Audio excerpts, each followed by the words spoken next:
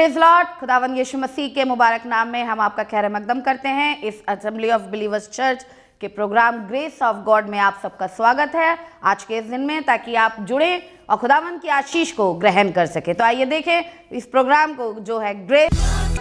अलग अलग और भूमि क्या दर्शाती है? हमारा दिल। लिखा है जब हम दुआ करते हैं तो क्या बोलते हैं कि हमारे हृदय को इस तरीके से तैयार कर कि जब कलाम का बीज बोया जाए तो वो फलवंत हो। बहुत सी की जमीन तैयार ही नहीं होती है, फिर आप कलाम ब्लेम करते पादरी के ऊपर या जो कलाम सुना रहा होता है उसके ऊपर कि हमें कलाम समझ में नहीं आया। जब तक आपकी भूमि, जब तक आपका दिल तैयार नहीं होगा परमेश्वर का कलाम रिसीव करने के लिए, तब तक आप प्रॉस्पर नहीं हो सकते, तब तक आपको बरकत नहीं मिलेगी, तब तक आपको आशीष नहीं मिलेगी, तब तक जो आपकी लाइफ में प्रॉब्लम्स हैं, जो अशांति है, वो शांति में नहीं बदलेगी जब तक हम अपनी भूमि को, अपनी जमीन को, अपने हृदय को तैयार नहीं करेंगे। अब कुछ लोगों की प्रॉब्लम ये होती है, इनका समझ में नहीं आता है, ये पर्सनल बातें ज्यादा करते हैं, है ना। कुछ के साथ ही वाली प्रॉब्लम होती है। मैं खुद आपके साथ एग्री हूँ, पर्सनल बातें सुनने की जरूरत नहीं है, मैं खुद नहीं समझती हूँ, सुनती हूँ, लेकिन पूरे 1 घंटे के कलाम में या आधे घंटे के कलाम में क्या उन्होंने कहीं भी परमेश्वर के कलाम को कोट नहीं किया? क्या उन्होंने आधे घंटे, 15 मिनट, क्या 20 मिनट के कलाम में उन्होंने एक आयत परमेश्वर की नहीं बोली? पर्सनल बातें छोड़िए, जब वो परमेश्वर के कलाम से आपको कुछ बोलते हैं या बोलती हैं, क्या आप वो सुनते हैं? नहीं। अपनी भूमि को तैयार कीजिए, अपनी जमीन को तैयार कीजिए, क्योंकि जब तक आपकी जमीन तैयार नहीं होगी तब तक आप प्रॉस्पर नहीं हो सकते। देखिए, अच्छी भूमि की हम बात नहीं करेंगे। अच्छी भूमि बहुत अच्छी भूमि होती है, लेकिन 3 भूमि ऐसी हैं। पहली थी राह के किनारे वाली, है ना। दूसरी थी जो पथरीली भूमि पे गिरी थी, और तीसरी थी जो झाड़ियों में गिरी थी। नंबर 1, जिस तरीके की जमीन है उस तरीके के दिल भी होते हैं।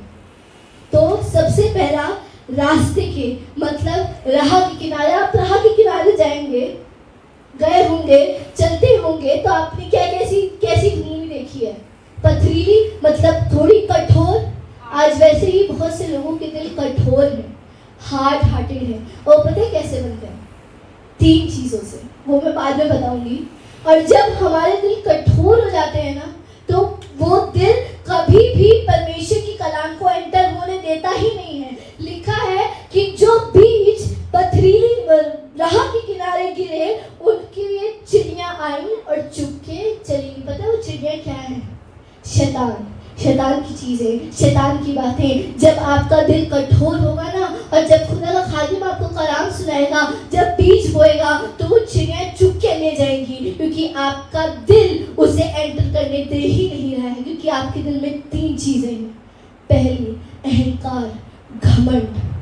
क्योंकि जब हमारे दिल में अहंकार होता है तो वो कभी भी परमेश्वर के कलाम को एंटर होने नहीं देता है। क्योंकि लिखा है कि ना अपनी बुद्धि पे, ना अपनी ताकत पे, ना अपनी बुद्धि पे, ना अपनी सुंदरता पे, इन पे घमंड ना कर, लेकिन इस बात का घमंड कर कि तू परमेश्वर को जानता है।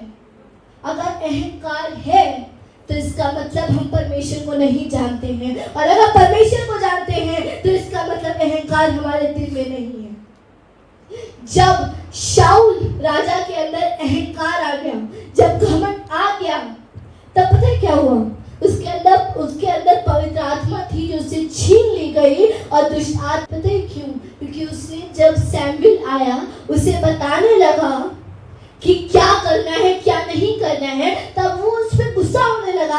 आप हाउस ऑफ डेविड देखिएगा, प्राइम वीडियो पे है, वो बिल्कुल अच्छी तरीके से डिफाइन किया गया है कि किस तरीके से सैमुएल आया, शाऊल को बताने लगा, फिर शाऊल उस पर झुंझलाने लगा, उस पर गुस्सा करने लगा कि ये खुदा आपने, देखिए खुदा आपने ही तो शाऊल को बनाया था, तो उस पर क्यों दुष्ट आत्मा भेज दी गई? क्योंकि उसने अपने दिल के दरवाजे परमेश्वर की आवाज के लिए बंद कर दिए थे। उसने अपने दिल में अहंकार भर गया था। जिस तरीके से सैमुएल की आवाज, जिस तरीके से सैमुएल का बीज जो खुदा के कलाम से बोया जा रहा था उसके दिल में, वो नहीं बो पाया। आज अगर हमारे दिल में अहंकार है तो इसका मतलब हम खुदा को नहीं जानते हैं, क्योंकि अगर हम खुदा को जानते तो हमारे अंदर अहंकार नहीं होता है।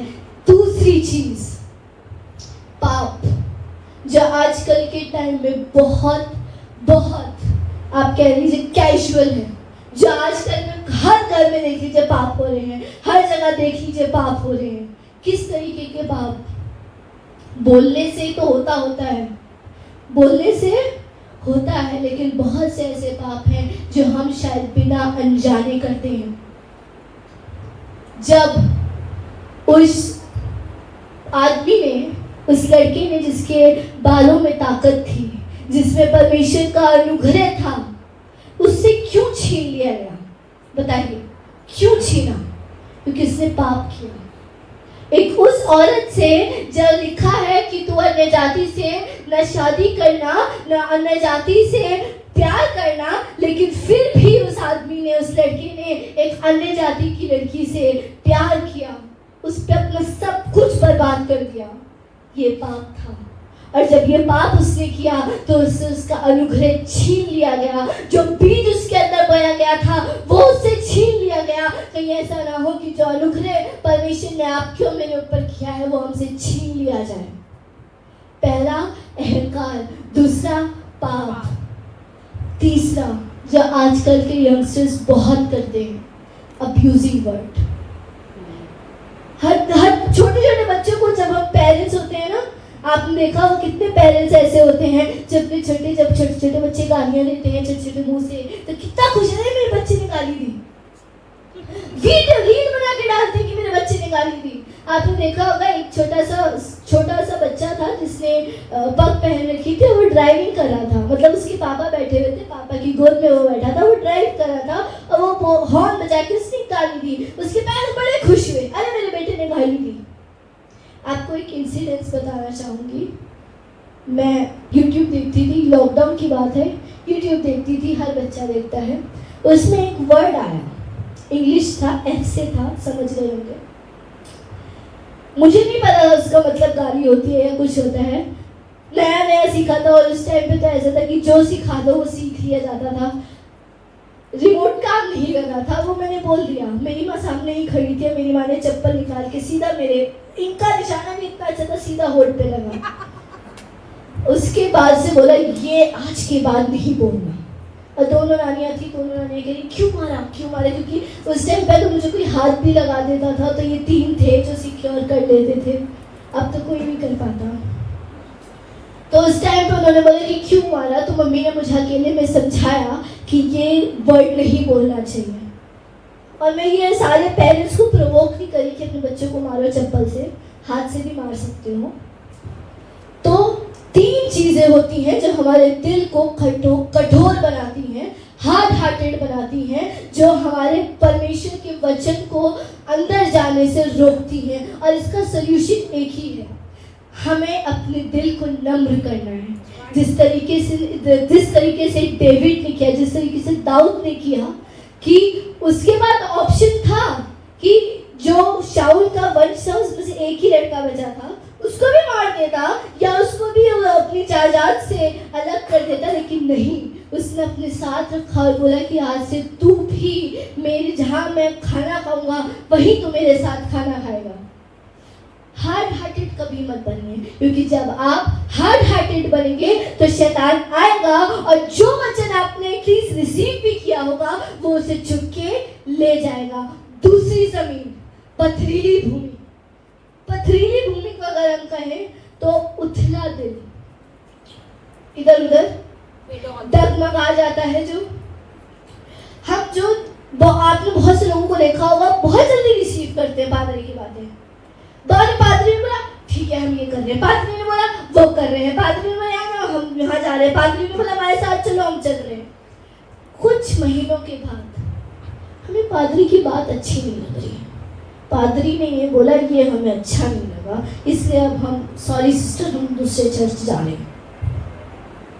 क्या हुआ? कैसी जमीन है आप आपकी। जो लिखा है ना इसके बारे में, अगर पथरीली भूमि के बारे में जो लिखा है फिर से पढ़ लीजिए जी। कुछ बीज पथरीली भूमि में गिरे जी, जहाँ उन्हें बहुत मिट्टी ना मिली बहुत मिट्टी ना मिली और गहरी मिट्टी ना मिलने के कारण जी, वह जल्द उग गए।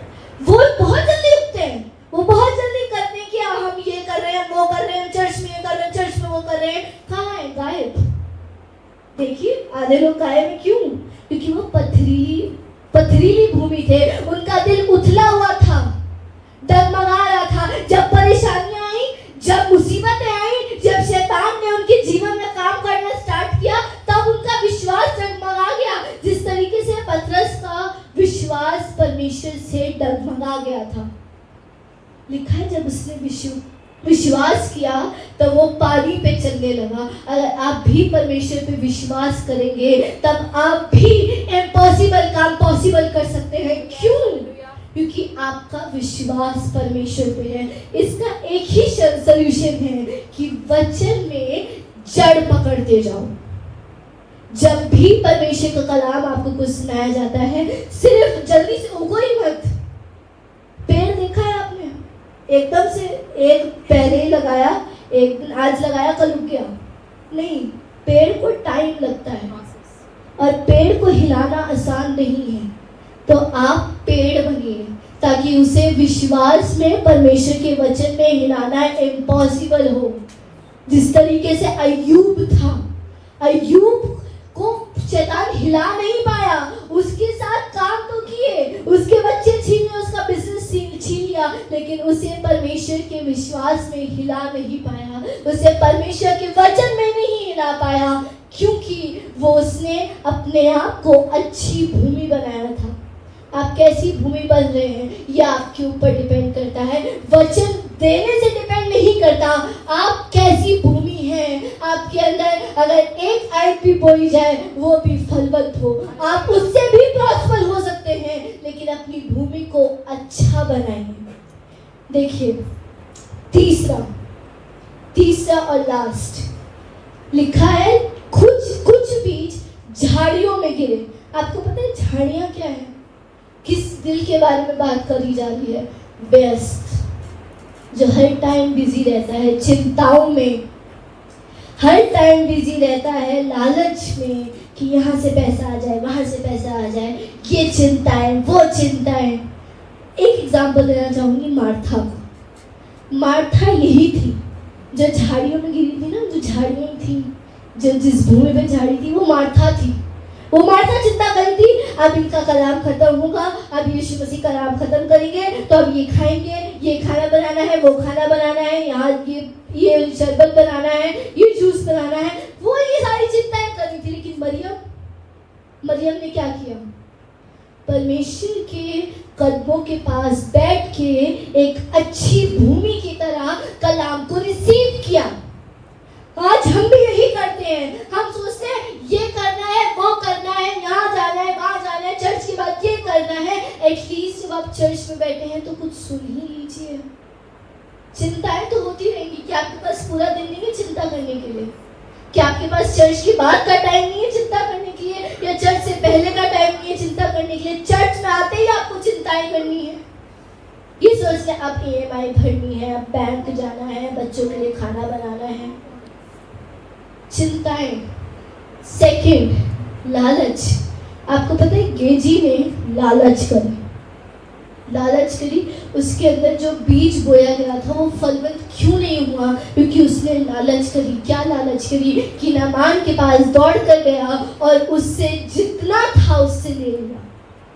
आज हम भी यही करते हैं। आज हम अपना देखते हैं कि हम किस में सेटिस्फाइड हैं, किस में हमें अच्छा लग रहा है। झाड़ियों वाली भूमि मत बनिए। झाड़ियों वाली बनेंगे तो ये चिंताएं, लालच, दुनिया की सोच आपको दबा देगी। थर्ड, डिस्ट्रैक्शन, जो बहुत बड़ा खतरा है हम लोगों के लिए।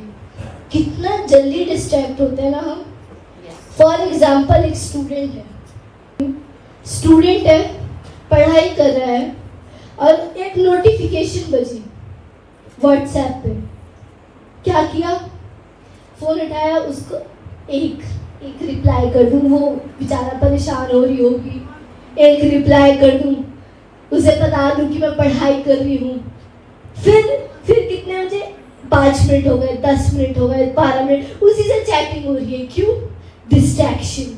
यही डिस्ट्रैक्शन होती है जब हम खुदा के घर में बैठे होते हैं। देखिए, पास्टर आशीष ने मुझे एक बहुत अच्छा एग्जाम्पल सिखाया है। एक लड़का था, वो चर्च में आता था, लेकिन वो चर्च में विंडो की साइड बैठ के विंडो खोल के बैठता था, तो उसे खुदा के घर में क्या चल रहा है वो भी सुनाई दे रहा है, और जो बाहर क्या चल रहा है, हॉर्न हो रहे हैं, चिल्ला रहे हैं लोग एक दूसरे पे, वो भी सुनाई दे रहा है। तो इससे क्या हुआ कि वो पिस गया, उसे परमेश्वर की बात भी समझ नहीं आई कि खुदा का खादिम क्या बोल रहा है, उसके अंदर क्या बीत जा रहा है, और वो उन बातों में उलझ गया जो लोग नीचे बातें कर रहे थे, जो हॉर्न बज रहे थे, जो ट्रैफिक था, उन बातों में वो उलझ गया। डिस्ट्रैक्शन बहुत सी बार हमें डिस्ट्रैक्ट करती है, बहुत सारी चीजें, चाहे वो आपका फोन हो, चाहे वो दुनिया की रिलेशनशिप्स हो, बहुत सारी चीजें आपको डिस्ट्रैक्ट करती हैं। इन डिस्ट्रैक्शंस में नहीं आना है, कहीं ये भी आपके बीच को दबा दे। हमेशा अपने आप को एक अच्छी भूमि बनाएं। अच्छी भूमि आप वो भाई साहब से सुन लीजिएगा, भाई साहब बहुत बार बताते हैं कि अच्छी भूमि कैसे बने, लेकिन अगर आपको अच्छी भूमि बननी है तो इन सारी चीज़ों को हटाना पड़ेगा, डिस्ट्रैक्शंस को, लालच को और चिंताओं को, अपनी मुश्किलों पे ध्यान नहीं देना पड़ेगा, अपने कठिन समय पे ध्यान नहीं देना पड़ेगा, अपने अहंकार को हटाना पड़ेगा, पाप नहीं करना पड़ेगा और अपनी ज़बान पे कंट्रोल करना होगा। जब आप ये सारी चीज़ें करेंगे तो आप एक अच्छी भूमि बनेंगे जो आपको प्रॉस्पर करेगी, जो आपको आशीषों से भरेगी और आपके सारी परेशानियों को दूर करेगी। Praise Lord.